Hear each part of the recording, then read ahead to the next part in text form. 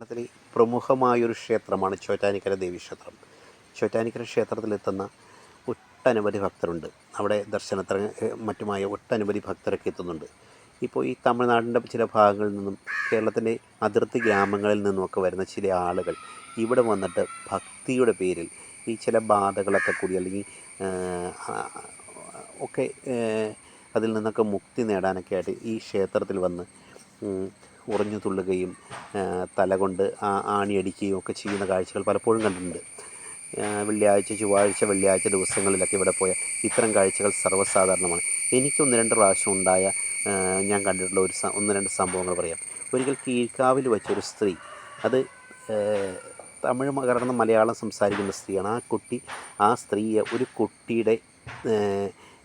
കുട്ടിയെ അമ്പലത്തിൻ്റെ ഒരു ആൽത്തറ പുറത്ത്, കീഴ്ക്കാവിന് പുറത്തുള്ള ഒരു ആൽമരത്തിൻ്റെ ചുവട്ടിൽ നിർത്തിയിട്ട് കല്ലുകൊണ്ട് ആ കുട്ടിയെ അടിക്കാൻ ഒഴിഞ്ഞു പോകുമെന്ന് പറയും. എന്നിട്ട് അതിൻ്റെ തലയിൽ കർപ്പൂരം വെച്ച് കത്തിക്കാൻ ആ സ്ത്രീ ഒരു ശ്രമം നടത്തുമ്പോൾ അതിൻ്റെ തൊട്ടടുത്തുള്ള കടക്കാരൻ ഓടി വന്നിട്ട്, നിങ്ങൾ എന്താണ് ഈ കാണിക്കുന്നത്, നിങ്ങൾക്ക് എന്നെ വട്ട് കയറിയോ എന്നൊക്കെ ചോദിച്ച് സ്ത്രീ എന്നതിൻ്റെ അവർ ഓടിക്കാനുള്ള ശ്രമം നടത്തുന്നത്. അതായത് ഭക്തി എന്നത് ചിലർക്ക് ഭ്രാന്തായി മാറുന്നൊരു കാഴ്ചയാണ് ചില സമയത്ത് കാണുന്നത്.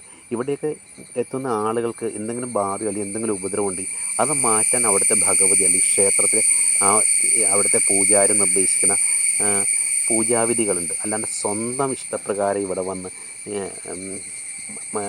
സ്വയം ഓരോ കോപ്രായങ്ങൾ കാട്ടുന്ന അങ്ങേയറ്റം ദൗർഭാഗ്യകരമാണ്. മേൽക്കാവിലാണെങ്കിലും ആ ശിവൻ്റെ നടക്കിൽ വെച്ച് ഒരു പ്രാവശ്യം ഒരു സംഭവം കൊണ്ട് ഒരു നല്ല തടിച്ച ഒരു സ്ത്രീ, ഒരു പെൺകുട്ടി നിലത്തിങ്ങനെ ക്ഷീണിച്ച് കിടക്കുന്നത്, ഉറഞ്ഞു തുള്ളിയിട്ട് ആ പെൺകുട്ടി നിലത്ത് കിടക്കുന്നു.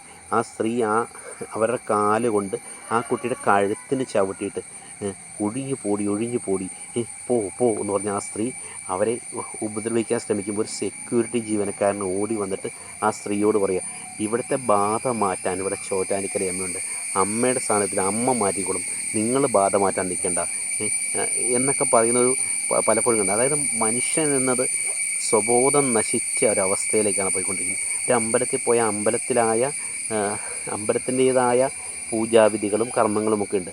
അത് നടത്താൻ അവിടുത്തെ പൂജാരികളും അവിടുത്തെ പൂജാവിധികളുമുണ്ട്. അതായത് സ്വന്തം ഇഷ്ടപ്രകാരം ചെന്നിട്ട് എന്തെങ്കിലും കോപ്രായം കാണിക്കുക ഒക്കെ വളരെ ഒരു മനുഷ്യന് ചേരാത്ത പ്രവൃത്തികളാണ്.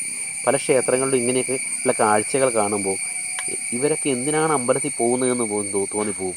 പിന്നെ മറ്റൊരു കാര്യം, ശാസ്ത്രമൊക്കെ ഇത്രയൊക്കെ വളർന്ന് കാലത്തല്ലേ നാമൊക്കെ ജീവിക്കുന്നത്.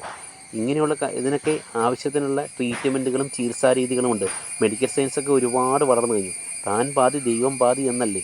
ദൈവത്തിന് കഴിയുന്ന ദൈവത്തിൻ്റെ അടുത്ത് ചെയ്യുക, കുറേ കാര്യങ്ങൾ മെഡിക്കൽ സയൻസിനെ ആശ്രയിക്കുക. അങ്ങനെ ഒരു ചിന്താഗതിയോടെ മനുഷ്യൻ മുന്നോട്ട് പോകാൻ ശ്രമിക്കണം.